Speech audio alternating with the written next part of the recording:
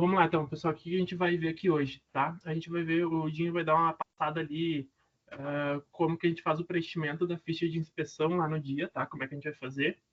Depois a gente vai passar um pouquinho sobre o regulamento de powertrain de combustão, o regulamento de elétrica do combustão, e se der tempo, talvez a gente entre na inspeção de ETC hoje, tá? Mas acho que não vai dar tempo. Daí talvez a gente faça algo mais específico depois. Bom, como isso aqui vai ser apresentado para os alunos também, né, que eu comentei, eu já coloquei algumas observações aqui, ó, caso exista diferença entre essa apresentação e o regulamento prevalece, tá? O 2024 versão 1. Bom, Jim, quer dar uma palavrinha rápida aqui sobre procedimento de preenchimento? Legal.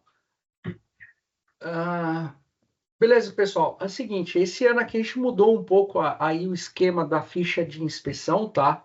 As equipes, elas preencherão a ficha de inspeção lá na oficina deles, igual o que eles preencheram ali, né? É justamente o que eles preencheram para a inspeção fotográfica, né? E essa ficha, né? Eles vão levar para a competição, eles vão repassar, né, a ficha conforme recheque, estando tudo ok, eles vão preencher, tá? Tudo que está em azul, né? É preenchido pela equipe, tá bom? Coloca o nome do cidadão, coloca ali a equipe, né? A universidade, o WhatsApp dele, tá? Que é bem importante para a gente, porque dá uma dor de barriga na equipe aí, ou então a gente precisa conversar com o capitão, tem o WhatsApp dele bate pronto, tem que ficar pedindo, né? Em grupos e tudo mais. Já é uma linha direta. E partindo aqui para as inspeções, né? A ficha de inspeção. Então, ali ele vai colocar o nome dele em azul, né? A primeira coluna aqui em azul, coloca o nome dele e ele faz a inspeção lá e marca como ok. Tudo que está em verde, tá? É preenchido pelo juiz, tá? Tudo que está em verde é preenchido pelo juiz. Então, vamos lá, então. Aqui o juiz coloca a data, né? A data que ele iniciou, né? E a hora que ele iniciou a inspeção, né?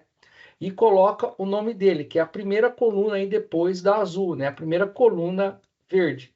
E ele vai fazendo check, e se der um recheck, ele tem esse campo aqui lateral, né? Para preencher com o recheck. Coisas importantes, tá? A equipe vai trazer essa ficha de inspeção e vai entregar para o juiz, tá? Então, ou seja, vocês estão avaliando, tá? A equipe terminou essa folha, por exemplo, terminou a folha A1, vocês levam para a secretaria de prova, tá? Onde vai ser computadorizado as informações de inspeção técnica na mesma hora, tá? E segue a inspeção. Por exemplo, terminou a folha, a powertrain é A4, 4A, 4B, 4C e D, né? São 4 folhas, tá? Powertrain. Vocês preenchendo todas as folhas, tá? Entrega para secretaria de prova. Se porventura a equipe precisar sair porque ela tem alguma prova estática, por exemplo, design ou outra prova ali que tenha que tirar o carro, tá? A ficha por completo, tá? Todas as sessões, mesmo não estando preenchida, fica retido com a secretaria de prova. Aí vocês levam, pega a folha, leva para a secretaria de prova, tá? Não entrega para a equipe. Se a equipe quiser ver quais são os recheques, ela pode tirar foto, tá? Ou pode anotar, vocês deixam anotar à vontade, tá bom? Eu vou estar enviando depois para vocês como a gente teve uma sessãozinha, né, de como é que é os procedimentos, mas eu vou estar enviando para o grupo novamente, tá? Como é que vai ser feito internamente aí essa inspeção técnica. Tá bom, pessoal? Bom, sobre a parte de inspeção técnica de powertrain, tá? A nossa sessão é a sessão 4, tá? Ela começa nessa folha aqui. Essa aqui é a carinha, acho que todo mundo aqui fez inspeção fotográfica, se não todo mundo, acho que praticamente todos fizeram inspeção fotográfica. E aqui é aquela parte que o Jim comentou que a gente preenche. Aqui já vai vir preenchido pela equipe. Se a equipe botou ok ou not ok aqui, tanto faz para a gente, porque a gente vai conferir igual na coluna de check, né? A gente só é mais para a equipe ter o bom senso de fazer a sua própria inspeção. A coluna de recheck a gente não preenche na inspeção inicial, seria só na inspeção de recheck, tá? E todos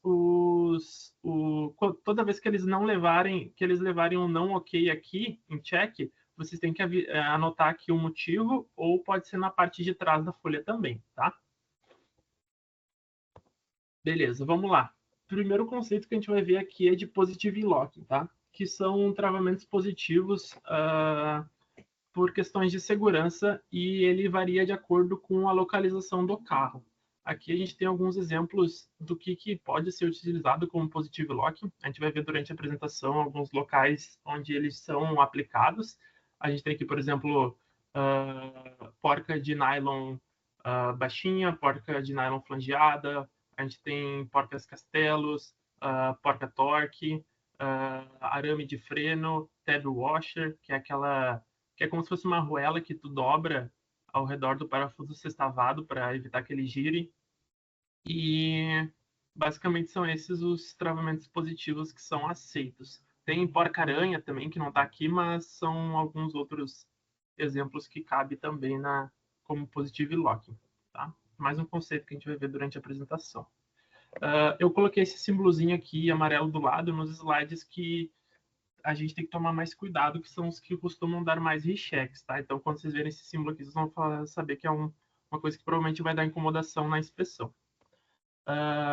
Primeiro item, a gente vai olhar item por item da ficha de inspeção, tá? Primeiro item é o motor, tá? Motor 4 tempos, 710 centímetros cúbicos de deslocamento no máximo. E a única coisa que a gente faz nesse item aqui na inspeção é avaliar estruturalmente o motor, ver se ele está em condições de uso, e o modelo na ficha de inspeção, tá? Alguém consegue dar um feedback se o som tá bom, tá tudo certo? Sim, tá bom. Tá ótimo, legal. Segundo item, o item 68 é a respeito da parte de coolant, tá? Falando dos veículos IC, é permitido apenas água, tá, pessoal? Apenas água e nenhum tipo de aditivo, tá? Tem que cuidar que não vão só pela cor, tá? Vai muito pelo cheiro ou por fazer a própria verificação com a mão ou com o... Como é que é o nome disso aqui mesmo, Dinho? Densiômetro, uma coisa assim, né? Densiômetro, isso.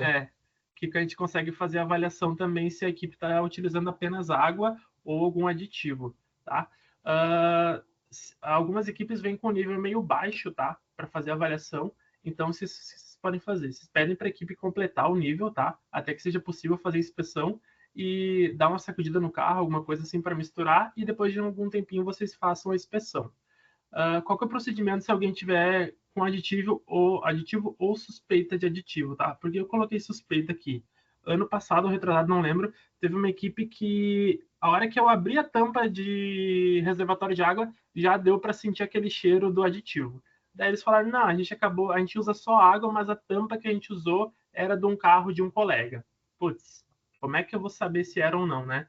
O que a gente fez? A gente interrompeu a inspeção deles na hora, tá? Eu reportei isso aqui para o Edu, para o Valdir, não lembro. O que foi feito? O carro foi enviado para os boxes, o pessoal teve que fazer uma lavagem no sistema de arrefecimento. Eu pedi para eles trocarem aquela tampa, para virem com outra tampa, e eles retornaram para a fila de recheck, tá? A gente pede para que eles interrompam a inspeção imediatamente, porque isso aqui não é uma boa prática deles ir contra o regulamento. Eles estão indo contra o regulamento, né? Então, é uma coisa que a gente veta na hora ali já e a equipe já vai para a fila de recheck caso tenha tido algo assim. Tá?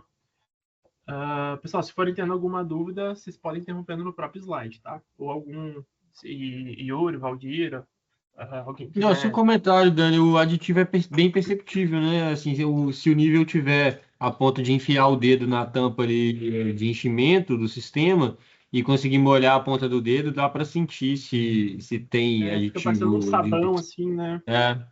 No dedo. A textura muda, assim. Air Intake System, tá? Esse item é bem polêmico, tá, pessoal? Esse aqui a gente tem que tomar bastante cuidado na inspeção, tá? Qual que é o regulamento dele, tá? Dentro do chassi, ele tem que estar dentro do envelope de capotamento do carro, tá? O sistema de admissão. Vou até pedir desculpa, ficou a imagem errada aqui, vou ter que trocar depois. Não, desculpa, essa aqui é do plano lateral. O que compõe a admissão? Toda a parte de ar do motor, desde a TBI, tá? Desde o filtro de ar até a admissão no cabeçote. Tá? Então, tudo isso tem que estar dentro do envelope de capotamento. Tá? Vai estar num próximo slide ali. E que a gente, às vezes, tem algumas equipes que elas, ao invés de terem admissão para cima, como essa aqui, elas têm admissão para o lado e aqui para baixo. Ou seja, qualquer equipe que tiver alguma parte, pode ser até o filtro de ar, para abaixo de 350 milímetros em relação ao solo, essa parte tem que estar protegida de um contato lateral, de uma batida lateral. Ou seja, ou tem que estar para dentro do chassi, ou tem que estar estruturalmente protegida por algum tubo, alguma coisa assim, tá? E coisa muito importante da admissão, tá? Aqui em amarelinho são os comentários relevantes sobre o slide. A admissão ela tem que ser rigidamente fixada ao motor, tá? Ou seja, ela tem que, vamos dizer assim, ela tem que vibrar junto com o motor, tá? Só que ela tem que ser independente do chassi, ou seja, ela tem que ser flexível em relação ao chassi. Por quê? Tá? O chassi ele flexiona, ele deforma. E se ele deformar e ele acabar deformando a admissão, pode quebrar algum sistema, alguma parte do sistema de admissão. A gente tem uma entrada de ar falsa e uma aceleração não controlada, né? Então, eu até coloquei umas setinhas aqui. Muitas equipes usam uma fixação extra na TBI ou no restritor aqui. Então, essa fixação aqui, por exemplo, é uma fixação que ela tem que ser flexível em relação ao chassi. Daí o que o pessoal pode usar? O pessoal pode usar algum tipo de coxim, uma fixação com mola, algo que esteja, que deixe a admissão flexível em relação ao chassi, né? Então é isso aí, é rigidamente fixado ao motor e flexível em relação ao chassi. Se ela não tiver fixada ao chassi, mas ela estiver rígida em relação ao motor, não necessariamente o throttle body precisa ficar fixado no chassi, certo? Certo. Aí cabe um pouco de bom senso, acho que o Ivan perguntou, né? Às vezes tu olha uma admissão, por exemplo, essa aqui, ó, que tem um pescoção gigantesco. Se essa admissão aqui não tiver mais um ponto de fixação, a probabilidade disso aqui quebrar com uma vibração numa prova de enduro, autocross, é gigantesca. Então a gente tem que ter o bom senso de pedir mais um ponto de fixação, dependendo do design que eles escolherem para admissão, né? Mas esse segundo ponto de fixação, por exemplo, pode ser um ponto a mais fixado no motor, não precisa estar no chassi. Pode ser. Exatamente. Beleza. Ainda continuando sobre o intake e sistema de combustível, tá? Aqui é a parte do pacote de capotamento, que é onde a admissão tem que estar dentro, e o sistema de combustível no máximo, tá? Que quer dizer isso? Aqui a gente tem dois exemplos, tá? Um onde a admissão se encontra dentro do pacote de capotamento, que é esse do gabarito aqui em cima, tá? E aqui a gente tem uma outra admissão que se encontra fora do pacote, tá? Só que aqui eu fiz questão de colocar um exemplo de um carrinho com asa, porque às vezes dependendo da equipe que tu pega para fazer essa avaliação, tu não consegue fazer essa avaliação com barbante. A gente costuma colocar um barbante desde a main-hoop até a tangente do pneu e fazer a avaliação se está dentro ou não, né? Se for necessário, tu faz uma linha para esse pneu e uma linha para o pneu do outro lado e tu traça outra linha tangenciando as duas linhas que tu colocou, né? Vai ter que pedir ajuda para alguém ali para ajudar e tal. Mas, em resumo, se a asa atrapalhar para fazer essa medição, vocês podem pedir para a equipe retirar, tá? Não, assim, acho que a equipe até pode usar isso como uma prova, né? Tipo, o meu comentário sobre isso é que os últimos 2 anos aconteceram isso. Equipes que, assim, a gente percebeu que estava fora, foi na inspeção comigo, percebeu que poderia estar fora, surgiu a dúvida, e eu falei com a equipe, olha, para mim tá muito evidente que pode estar fora, vamos tirar a asa para ver. Tiramos a asa e estava realmente para fora. E outro comentário sobre isso também, Dani, que é importante ver lateral, né? Também na vista lateral, igual tá no diagrama de cima. Ano passado também teve uma equipe reprovada com isso na linha lateral. Aí a gente coloca uma linha entre cada pneu e uma linha lateralmente ligando o main hoop até essa linha entre os dois pneus. uma equipe, inclusive, que usava um intercooler, né? A admissão, parte rígida da admissão passava fora desse gabarito. Bem lembrado. Isso aí. Show. Ainda sobre air intake, que é um item bastante falado nas inspeções, tá? Vamos lá. A admissão, alguns motores originais, como por exemplo o 600F, ele vem originalmente a admissão presa por mangotes, tá? Nesse caso aqui e nesse caso aqui, ambas as admissões são presas por mangotes, tá? O que quer dizer isso? A admissão deles está presa apenas por interferência da mangueira ali, tá? E como a regra aqui especifica que a gente não pode utilizar hose clamps ou abraçadeiras plásticas, tubos, borrachas, elas não são aceitas como elemento estrutural. Então, o que a gente pede para a equipe? A gente pede para que as equipes que tenham esse tipo de, vamos dizer, de problema, entre aspas, elas façam uma fixação paralela. Aqui a gente tem exemplo um exemplo de fixação paralela aos mangotes para segurar estruturalmente. Ou seja, tu ter um travamento positivo, até coloquei aqui que ela é um critical fastener, ela tem que ter um travamento positivo para evitar que essa admissão ela perca a interferência desse mangote e saia voando para fora, tá? E a gente tem uma entrada de ar falsa e, consequentemente uma aceleração indesejada, tá? Algumas equipes vieram com algumas soluções já, ao invés de colocar uma estrutura metálica, alguma coisa assim, segurando essa admissão, elas vieram com um arame de freno, tá? Arame de freno, aquelas safety wires, elas não podem ser aceitas como travamento positivo para admissão, tá? Elas são travamentos para parafuso, não para estruturas, tá? Então, e aqui embaixo tem mais um exemplo de equipes travando o mangote de maneira não simétrica, ou seja, tinha equipe que estava puxando esse mangote para o lado aqui, ou seja, tu está forçando o mangote para o lado que não é o movimento de trabalho dele, e assim tu está forçando ele a escapar mais ainda, né? Então, se a equipe tiver algum elemento de fixação que não seja paralelo ao mangote, que nem esse aqui é paralelo. Aqui, nesse caso, ele não é paralelo, ou seja, a gente não vai estar aceitando esse tipo de fixação, tá?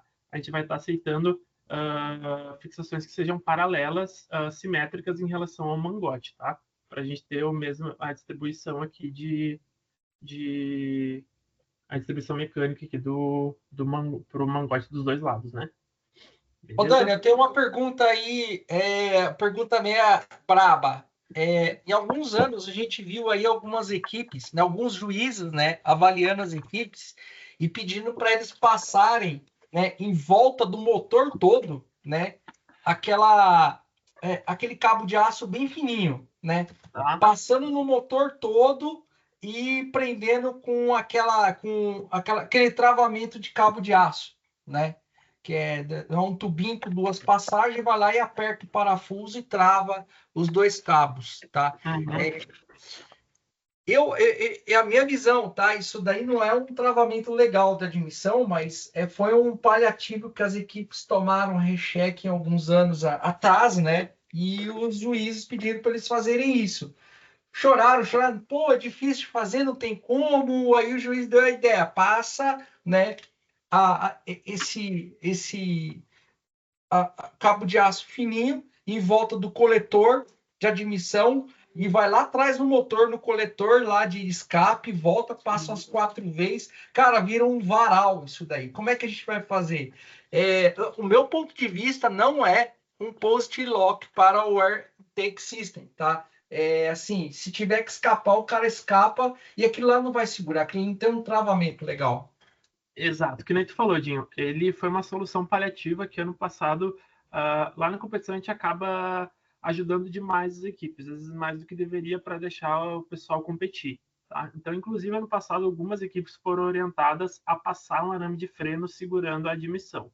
Então, por isso que a gente fez esse treinamento aqui, explicitando esse tipo de coisa. Então, ao meu ver, concordo contigo. Não é um travamento positivo aceito para admissão. Legal, valeu, obrigado. Beleza. Mais alguma dúvida aqui, pessoal? Algum comentário?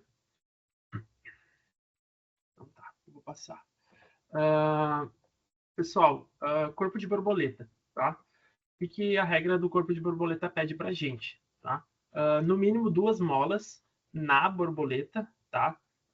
Às vezes vem equipe com a TBI original, tem uma mola aqui e uma mola lá no pedal. Não adianta, tá? Tu tem que ter 2 molas aqui no corpo de borboleta. E ambas têm que ser capazes de individualmente retornar à posição de idle dessa borboleta. Então, qual que é a indicação, tá? Durante a inspeção, remover uma mola por vez e verificar se cada uma individualmente é capaz de retornar para a posição de repouso. O que isso quer dizer? Tinha que ano passado teve uma equipe assim, que eles tinham uma mola bem fraquinha e uma mola mais forte. A mola forte era original e eles botaram uma mola bem ruinzinha assim como backup. Eu pedi tira a mola original, eles tiraram a mola original, colocaram a secundária de novo e a gente tentou voltar, a gente acelerou e a borboleta ficou acelerada, não voltou. Então façam isso, tá? Testem individualmente cada mola. Peça para eles tirar uma, depois peçam para eles tirarem a outra e vocês testem ela individualmente, tá?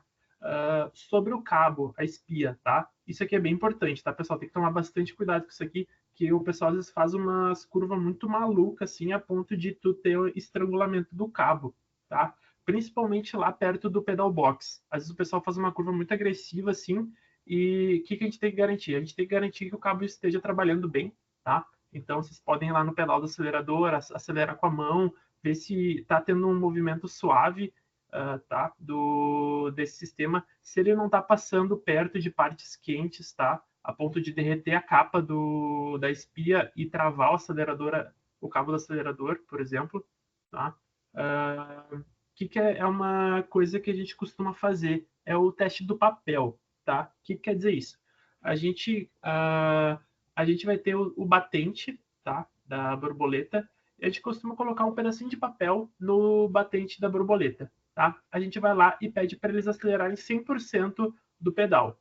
Se tiver muito apertado, a ponto de estar tensionando o cabo de aço, esse papel vai ficar trancado, concorda?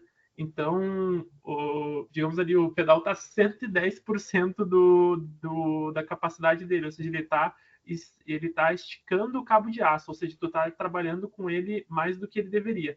Então, vamos dizer assim, o cabo deles tem que estar, a TBI deles, o 100% de pedal tem que estar 99,9% de TBI. Ou seja, você tem que conseguir botar e tirar o papelzinho ali a ponto de garantir que esse cabo não esteja trabalhando sob estresse. Tá? Essa é a ideia. E aqui tem mais um comentário da regra, que é passagens de bypass de blip, coisa do tipo, de ar, elas só são permitidas se a equipe tiver um ETC, tá? Se elas não tiverem ETC, não é permitido qualquer tipo de entrada de ar secundária na admissão, tá? Pela borboleta. E essa observação que você deu em relação ao curso do cabo faz tanto sentido que não significa que quando a borboleta está totalmente aberta, ela não significa que ela está, como é que eu posso dizer? Ela não é totalmente, você não consegue ter toda a entrada de ar com ela totalmente aberta. Isso se dá com uma posição anterior a isso, né? Não, sim, mas o batente mecânico do pedal tem que ser antes do batente mecânico da borboleta, assim, essa que é a ideia geral. Sim, porque não resolve nada ter o batente na borboleta e não no pedal, né? Exatamente. Essa é a ideia. O batente do pedal, o Yuri colocou perfeitamente. O batente do pedal tem que estar antes do batente... Antes do batente da borboleta. Beleza. Perfeito. Restritor, pessoal. Restritor lá, a gente vai ter esse gabarito aqui, tá? Alguns já viram, alguns não. O que ele consiste? Ele consiste de uma vareta com dois discos na ponta, tá? Um desses, a gente vai ter 2 modelos, tá? Um para etanol, que são os 19 milímetros de diâmetro, e um para gasolina, que é 20 milímetros de diâmetro, tá? Esse é o gabarito passa não passa, tá? ele vai estar identificado com o tipo de combustível e o lado que ele passa ou não passa, tá? Aqui tem um círculo menor e um círculo maior. Ou seja, esse lado aqui, vocês vão passar ele, e ele deve passar, tá? Não deve passar. Se a equipe tiver um menor do que 20, não tem problema, né? Mas o que não pode passar é esse aqui, tá? Esse aqui tem a medida exata, tá? E o que é importante a hora que vocês... Como ele é um disco, o que é importante a hora que vocês forem fazer o teste com esse gabarito? Colocar ele em diversas posições, porque pode ser que a equipe tenha feito um restritor elíptico, ou seja, em um lado está 20 milímetros, supondo que seja uma gasolina, um lado está 20 milímetros e o outro lado da elipse está 25 milímetros. Então é importante vocês colocarem o gabarito em diversas posições, tá? E o que é importante também? Por exemplo, vamos pegar essa imagem aqui do lado, vamos supor que essa parte aqui seja parafusada e aqui seja parafusado também. Depois que a gente faz essa inspeção e viu que o gabarito passou bonitinho e tal, a gente vai ter uma espécie de marcador lá, industrial, que a gente pega e trava os parafusos antes do restritor e os parafusos depois, tá? Ou seja, para garantir que a equipe esteja usando sempre aquele restritor durante a competição, tá? Isso aqui é sempre checado antes das provas dinâmicas, se a equipe está com esse sistema marcado, né? E qual que é a ordem das coisas da admissão, tá? Isso aqui é importante. Por incrível que pareça, já teve equipe que chegou com isso aqui errado. Como é que é a ordem para os motores aspirados, tá? TBI, borboleta, tá? Aqui. Restritor e em si o motor. Teve equipe que eu já vi chegar com esse restritor antes da borboleta. Não pode, tá, pessoal? Tem que ser conforme esse desenho aqui, tá? Se for turbo, muda um pouquinho a ordem, tá? É o restritor na entrada do compressor, tá? Daí depois é a borboleta e por fim o motor. Aqui nessa imagem aqui do slide de compressor a gente consegue ver quais são as possíveis montagens para o sistema turboalimentado, sobrealimentado.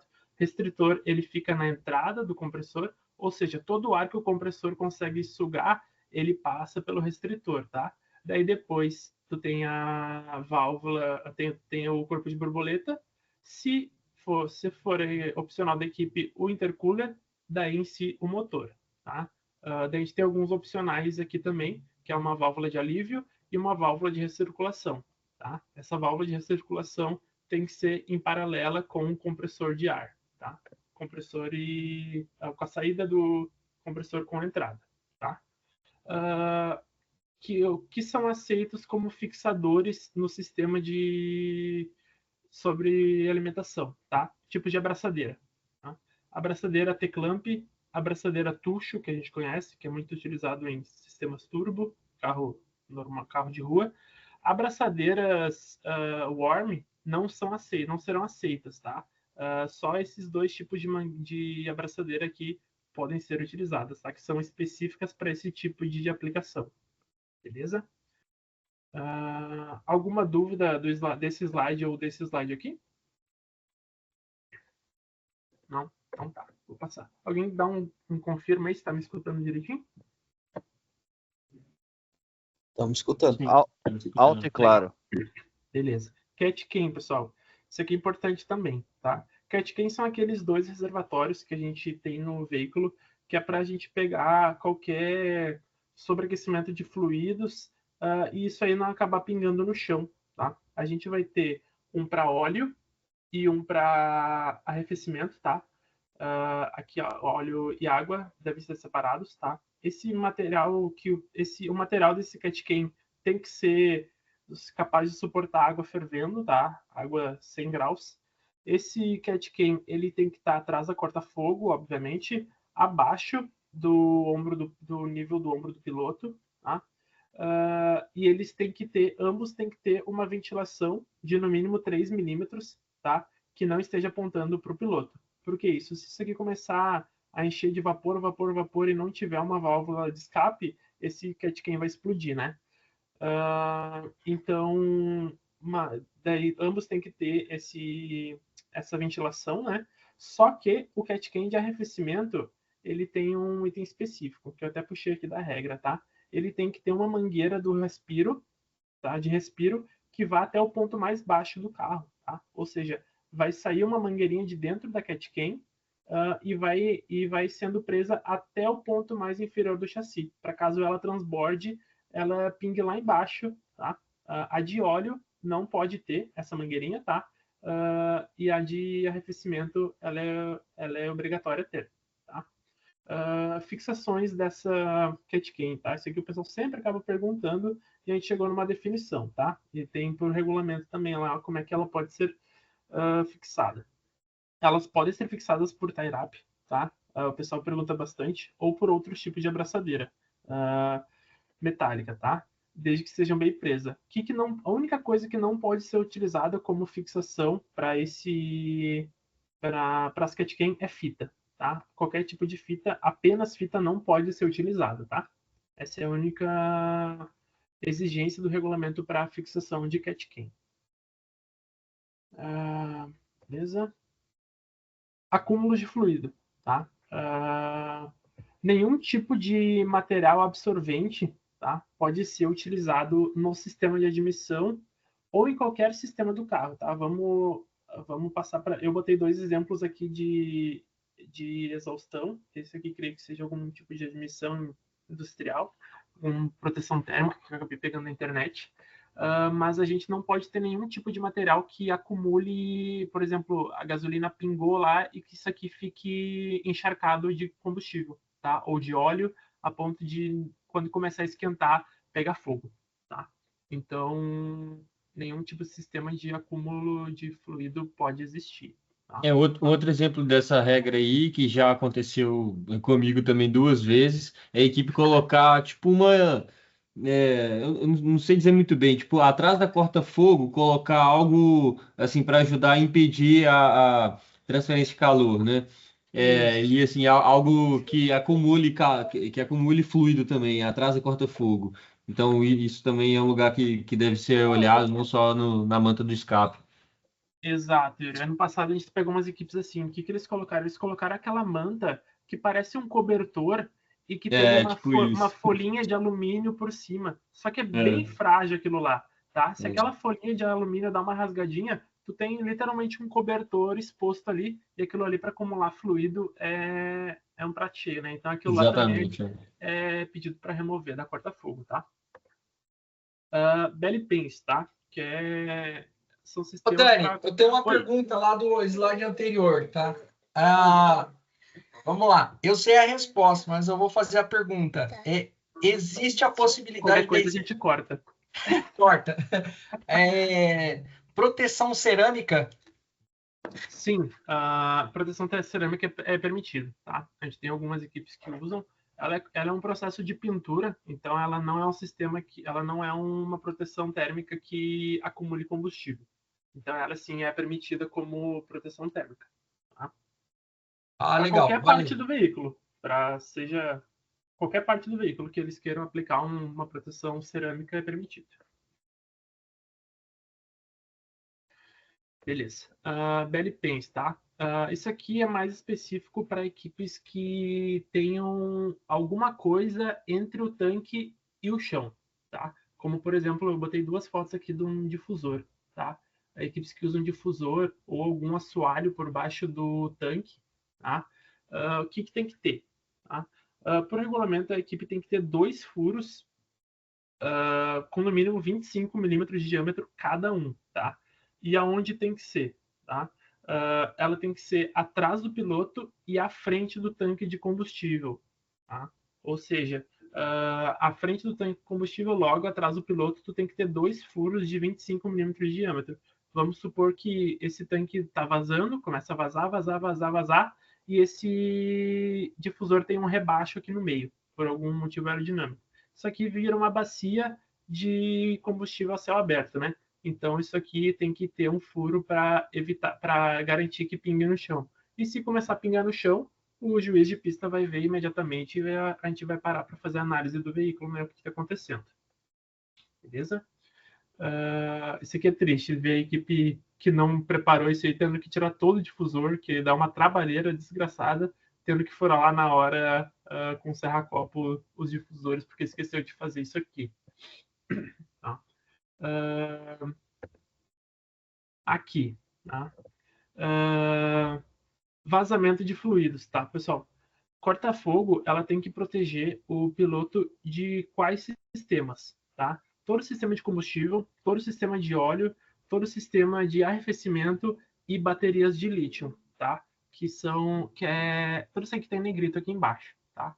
Ou seja, o piloto tem que o corpo do piloto tem que estar protegido desse contato visual de todos esses sistemas aqui. Aqui eu fiz questão de pegar essa imagem aqui, é uma imagem que o Dinho já usa também em alguns outros slides. O que a gente tem aqui?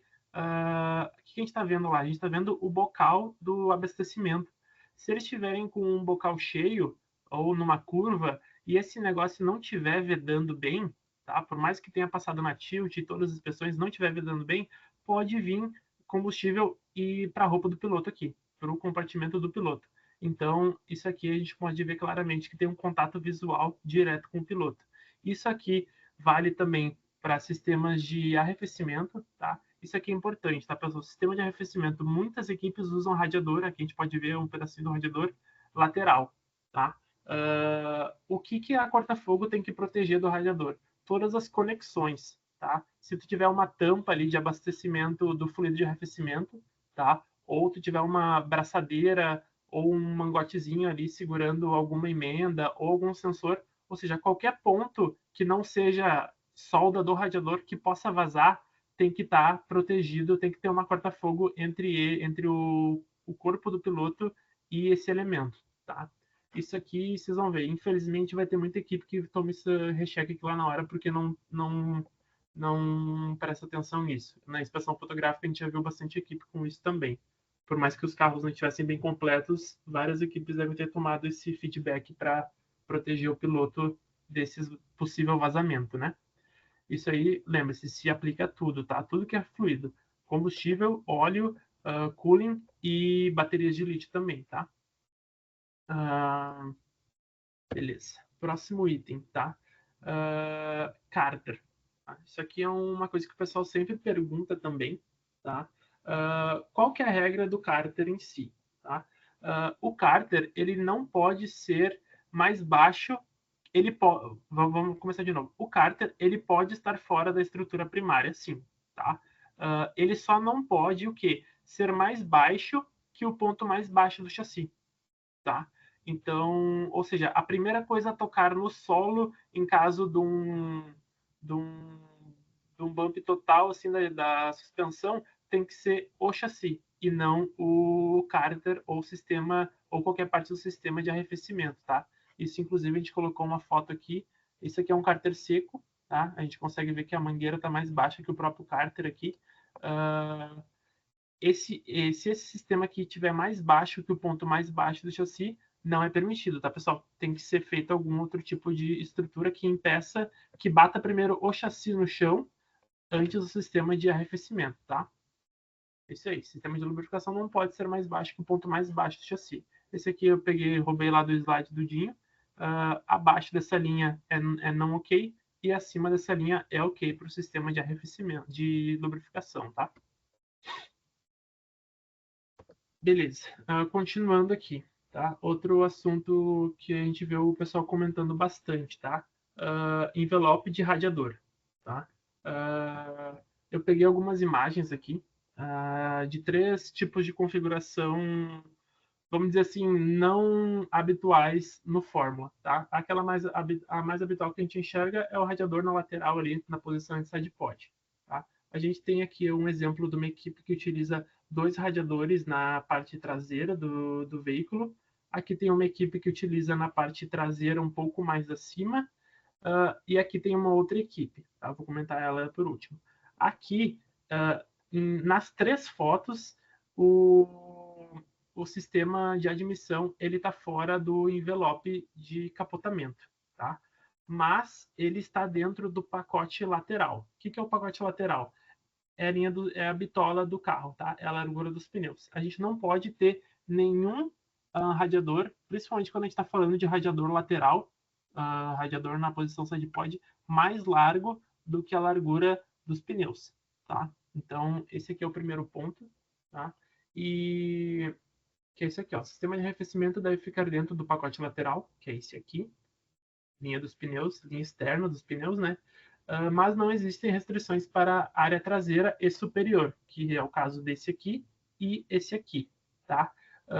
E a gente tem a terceira, o terceiro item aqui, ó, dessa foto aqui. Caso o sistema de... Tu tem um external item, que a gente chama, que tá lá descrito na F5 1129, o que é considerado um external item, esteja preso na main hoop bracing, que é exatamente esse caso aqui, o que tem que acontecer? Esse ponto aqui tem que ter uma triangulação extra suportando essa carga externa aqui, tá? Então, caso tenha uma fixação fora do pacote de capotamento no bracing da main hoop, a equipe tem que adicionar aqui uma triangulação que suporte esse novo elemento aqui, né? Ficou alguma dúvida aqui? Essa equipe aqui, a fixação deles não é feita na bracing, tá? É feito diretamente no motor. Ou seja, o carregamento do radiador ele não é na bracing, é no motor. Então, esse aqui já é diferente. Esse aqui é uma que fixou no bracing. Então, esse aqui seria um caso que seria obrigatório colocar a triangulação, tá? Nesses outros dois casos aqui, não seria necessário. Belezinha? Saída de exaustão, tá? O que a exaustão fala para a gente? A exaustão, o bocal, a ponta de saída, tá? Ela não pode ser mais alta do que 60 centímetros, tá? De altura em relação ao solo, e ela não pode estar mais do que 45 centímetros para trás do eixo traseiro da centerline e do eixo traseiro do veículo, tá? Então é 45 no máximo para trás e 60 para cima, tá? Tu não pode ter nenhuma saída apontando para dentro do cockpit, assim, tá? Ou seja, o piloto não pode ser atingido por esses gases aqui. E se a gente tiver uma equipe que tenha mais de um sistema de exaustão, por exemplo, uma para cada lado, a regra vale para todas as saídas de exaustão, tá? Se tiver 3 saídas, se tiver 4, se tiver 2, a regra aplica para todas as saídas. E como é que é feito o noise test, por exemplo, de um sistema que tem duas saídas de exaustão? O noise test é repetido para cada saída, tá? E a medida mais alta vai ser considerada para o noise test. Beleza? Ainda sobre o sistema de exaustão, tá? Sistema de exaustão, a maioria dos motores vem com um prisioneiro como elemento de fixação da exaustão, né? E o que antigamente acabava pegando? Era cobrado positive locking para esses sistemas aqui. E o que o pessoal acabava? Positive locking para elementos quentes. Basicamente sobra só ali porcas castelo ou alguma coisa, ou a porca torque, tá?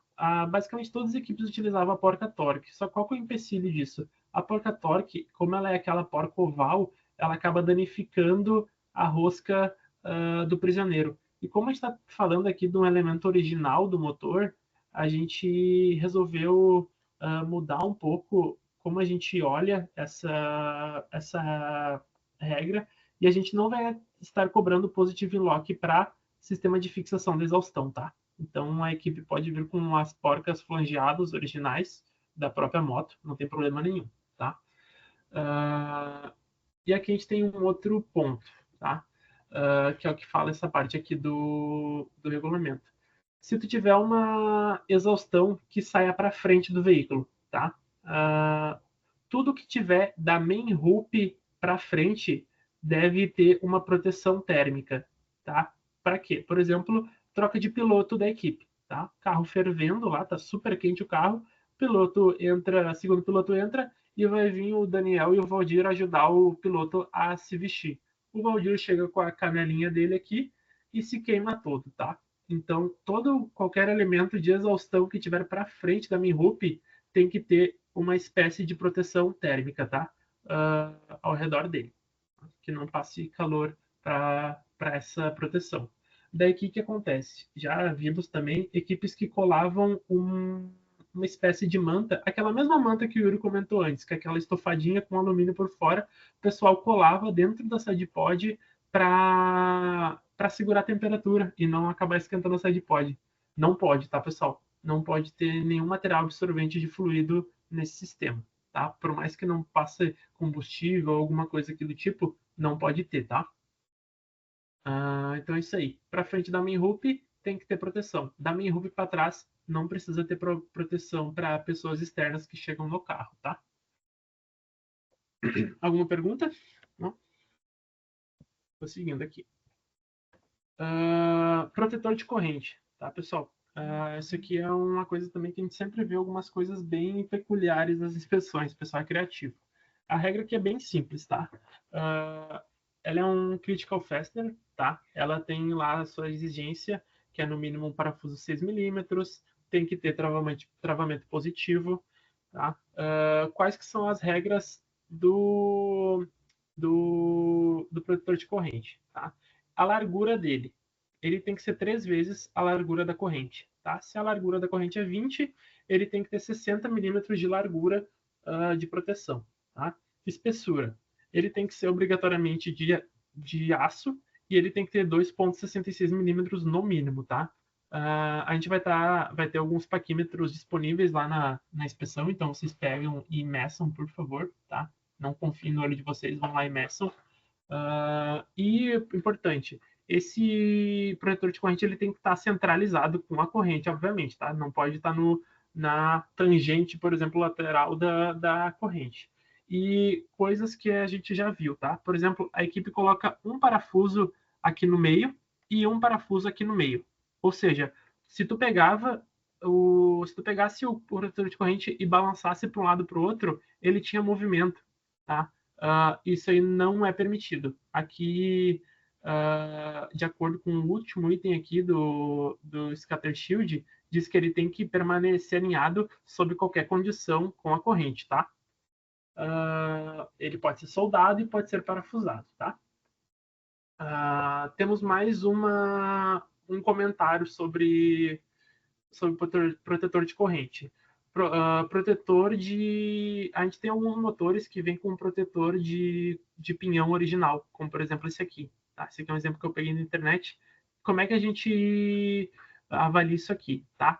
Equipes que estejam utilizando o protetor OEM, tá? O original, do motor, o protetor de corrente ele começa a partir do protetor original, tá? Por exemplo, aqui esse vermelho seria o protetor OEM. Como é que a gente vai avaliar o protetor feito pela equipe? Ele tem que começar aonde termina o original, tá? Então, esse protetor original é aceito como protetor de corrente, tá? Para o sistema de transmissão, tá? A gente tem algumas exigências de positive locking, tá? Onde aqui é requerido o positive lock? Ele é requerido na coroa, tá? E no suporte da coroa. Tudo que não for relacionado à coroa, mancal, tensor, intertravamento entre os mancais, não é cobrado travamento positivo, tá? Se aquilo ali vir a soltar, infelizmente é ruim para a equipe que vai acabar perdendo sua transmissão, tá? Mas por questão de segurança, de não sair voando alguma corrente, alguma coisa assim, a gente pede esse travamento só na coroa ou no suporte da coroa, tá? Beleza. Próximo slide, tá? Proteção de dedos, tá? Qual que é a ideia aqui? Essa aqui eu acabei pegando 2 fotos da inspeção fotográfica desse ano, tá? E aqui 2 modelinhos que o pessoal costuma usar muito. Ventoinha sem proteção nenhuma, tá? Não pode, de jeito nenhum. Toda ventoinha ou partes rotativas do carro tem que ter uma proteção para tu não se machucar, né? E qual que é essa distância aqui que a gente tem que ter de proteção? Não pode ter gaps maiores que 12 milímetros, tá? Ou seja, qualquer coisa que tenha maior que 12 milímetros tem que estar protegida. Aqui eu peguei 2 fotos de equipes que elas fizeram aqui. Essa aqui eu não lembro se tem proteção atrás, mas entre o radiador e a ventoinha tem um gap aqui, ó, tem um gap grande, se for ver. Aqui embaixo, essa equipe aqui também tem, ó, é um gap bem grandão, ou seja, isso aqui também, além de proteger aqui atrás, tem que proteger lateralmente se esse gap for maior do que 12 milímetros, tá? Beleza, mas minha ventoinha e meu radiador estão dentro de uma side pod. Tá, vamos considerar uma situação. A equipe está lá no box testando o motor dela, com o motor ligado, só que com a side pod fora do veículo. Tá? Side pod não é considerada proteção. Por quê? Caso essa equipe ligue o motor com o carro parado e a side pod, inclusive, não estiver montada, a ventoinha vai ficar sem proteção. Tá? Então, por mais que esteja dentro de uma side pod, essa ventoinha tem que ter uma proteção contra dedos. Tá? Beleza? Cilindros de gás comprimido, tá, pessoal? Isso aqui é bem importante também.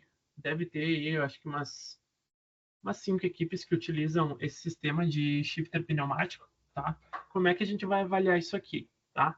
A validade desses cilindros aqui, por regulamentação, é de 5 anos a partir da data que está carimbada nesse...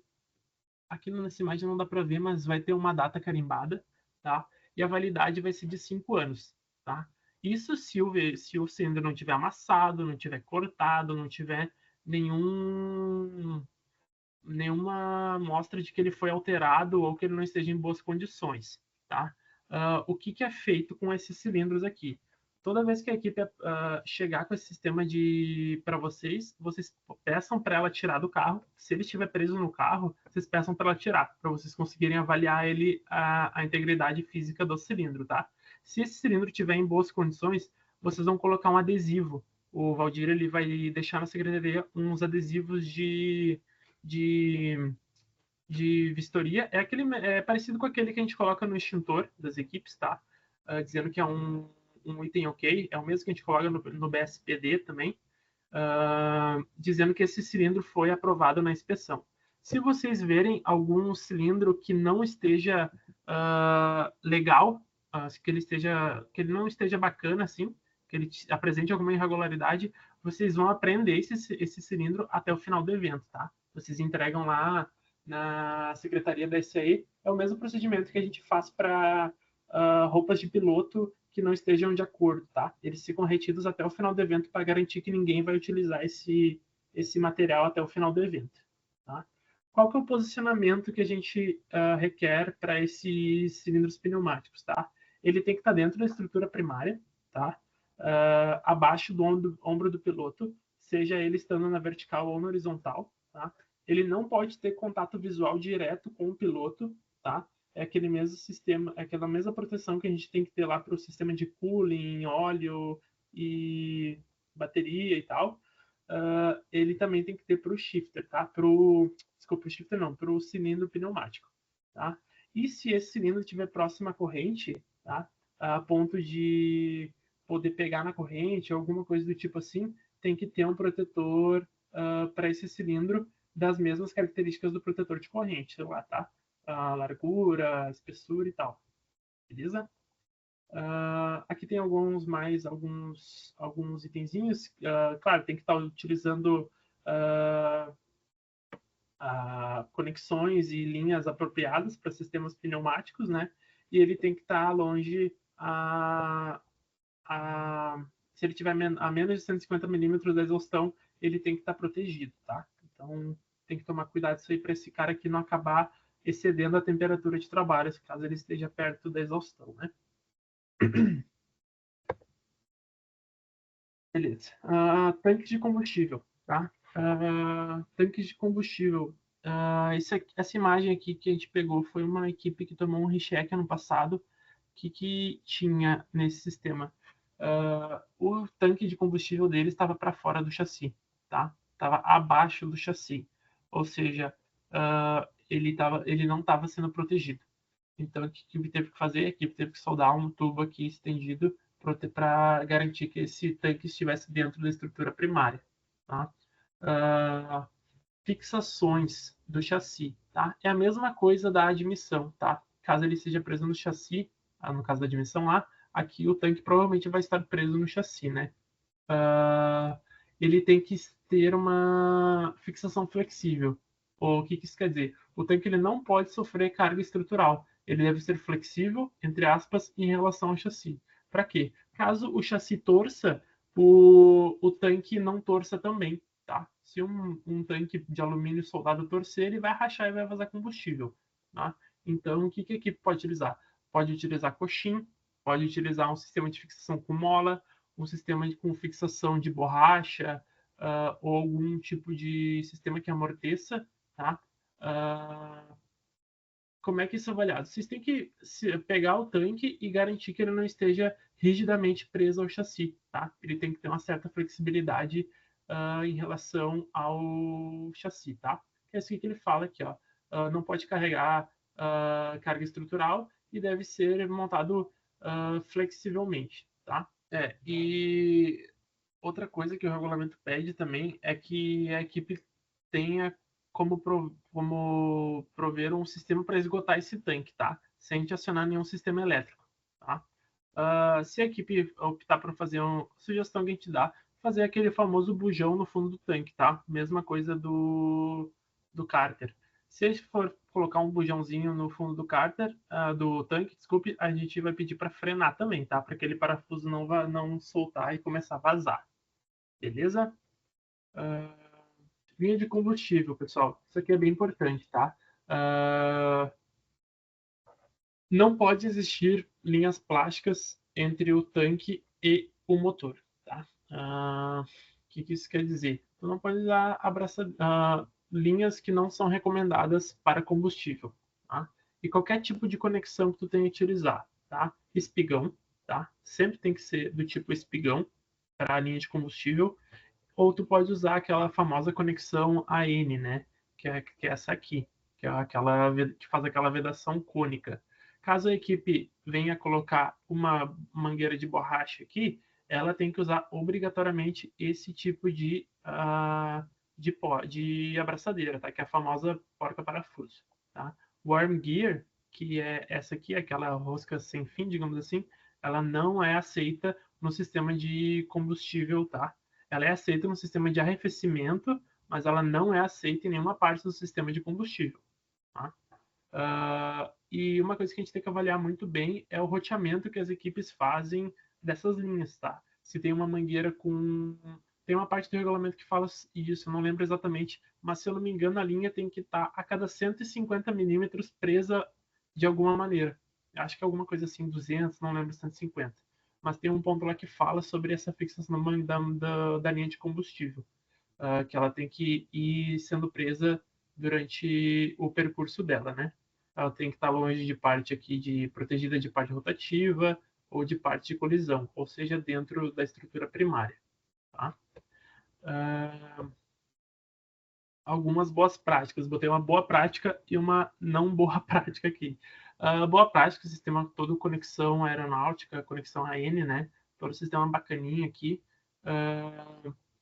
E aqui a gente pegou... Isso aqui acho que foi 2022, Dinho? Aquele que pegou fogo? Não lembro que ano que foi. Mas qual que foi o BO? O pessoal colocou o filtro de combustível. Isso aqui, ó, é o tubo de exaustão. Isso aqui é o filtro de combustível. Isso aqui começou a derreter o filtro, começou a pingar combustível e pegou fogo. Não lembro que ano que foi, mas tem algumas fotos aí que mostram esse incidente aqui. Tá? Então, isso aqui é uma coisa que a gente tem que avaliar também. O roteamento das linhas de combustível, tá? Foi 22. 22, né? 22. É delinquente que fala, né, Valdir? Os delinquentes, cara. Eles fazem umas magias que eu vou falar pra você, Nossa cara. senhora. É de cair o cabelo da cabeça, vai, vamos dizer assim.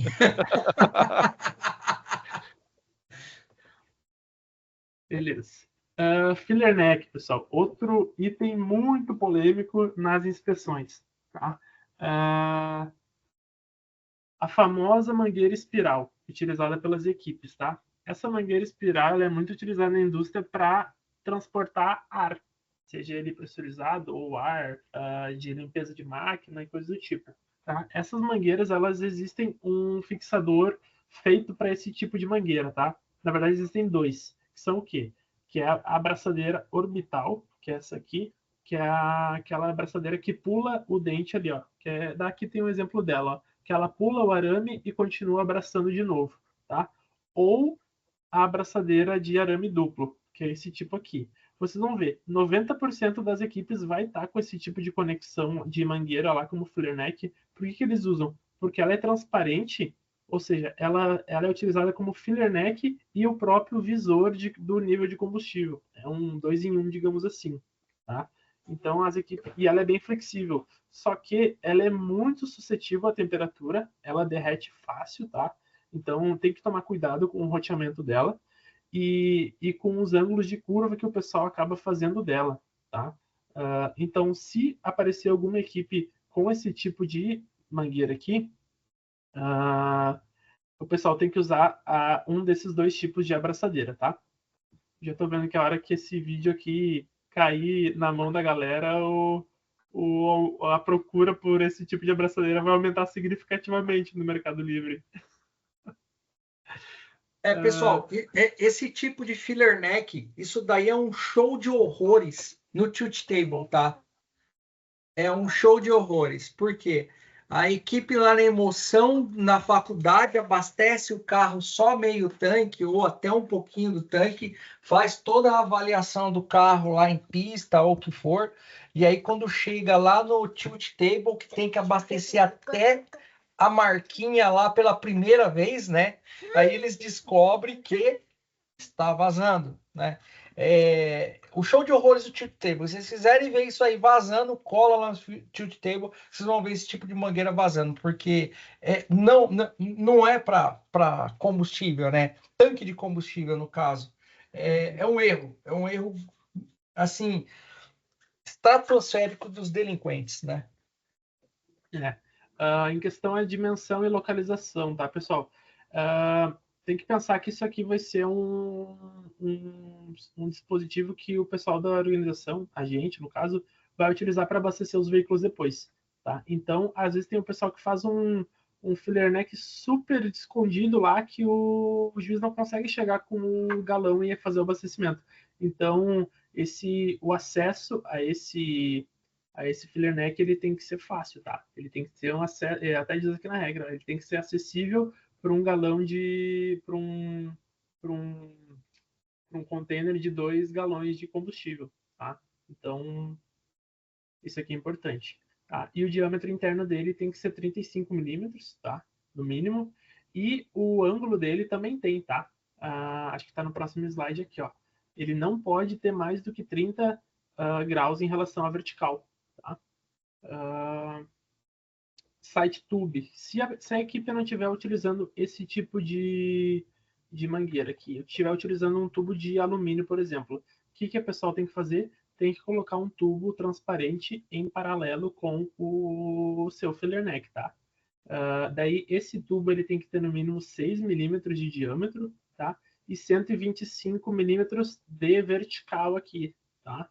Qualquer coisa, paquímetro lá, tá, pessoal? Ele deve ter uma marca dizendo qual que é o nível máximo de combustível, tá? E outra coisa importante, tá? Esse side tube, o filler neck aqui também, ele não pode sair aqui eu peguei um exemplo onde ele sai da parte de baixo do tanque, tá? Ele tem que sair da parte superior do tanque. Então, não pode ser da parte mais inferior do tanque, tá? Tem que ser aqui de cima, da parte mais de cima do tanque. Ele tem que sair para cima, tá? Ô, Daniel, tem uma Oi. pergunta do filler neck. Esse ângulo máximo aí, a inclinação de 30 graus, é do ponto que ele começa, né, na parte de baixo até a ponta de cima, traçando uma reta? Ou, por exemplo, se tiver curva igual aquela da esquerda ali da imagem, você pega, sei lá, a tangente de onde tem a curva, também não pode dar 30 graus É com a desse tubo vertical. aqui, do site tube, tá? A gente está falando aqui, tá? Só que como a gente está falando do site tube que não pode ter esses 30, mais do que esses 30 graus. Só que como tem equipes que utilizam essa mangueira aqui como o próprio site tube, tá? Ele tem que ele não pode ter mais do que esses 30 graus de angulação, tá? Tem equipes que saem com ele aqui pro ladinho, depois sobe e daí faz uma a gente fala, uma angulação para fora aqui para ficar fácil acesso do juiz para abastecer, tá? Então essa parte que fica visível para o acesso, ela não pode ter mais do que os 30 graus ali de angulação. Ah, entendi. Então essa parte que tem as curvas, igual tem uma curva ali na imagem, ali não conta os 30 graus Não, com não relação à contaria não. vertical. Seria só a parte que vai para fora pro Exato, abastecimento. Beleza. exatamente, isso. Que é basicamente que essa foto aqui condiz aqui, tá? Beleza, boa.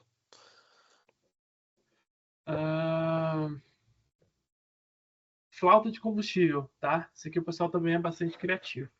Tá? Flauta de combustível, nesse caso aqui a gente está falando de um carro com um bico injetor só. Então a flauta de combustível seria esse bloco de alumínio aqui. Acho que tem uma fotinha aqui mais para frente que a gente vai ter quatro bicos injetores. Flautas de plástico ou de compósito, tá? Elas não podem ser utilizadas, tá? Elas só podem ser utilizadas se elas forem original de montadora, tá? E aqui a gente está falando também de travamento positivo, tá? Ou seja, se esse parafuso aqui que está sendo utilizado, ele não tiver uma porca travante lá, se for rosca no material, ele tem que ter um arame de freno ou uma tab washer, se for um parafuso sextavado, tá? Então, isso aqui é bem importante. Tá? Ignorem os recheques que vocês estão vendo ao redor dessa foto, tá? A gente está falando só do full rail aqui, da flauta de combustível. Tá?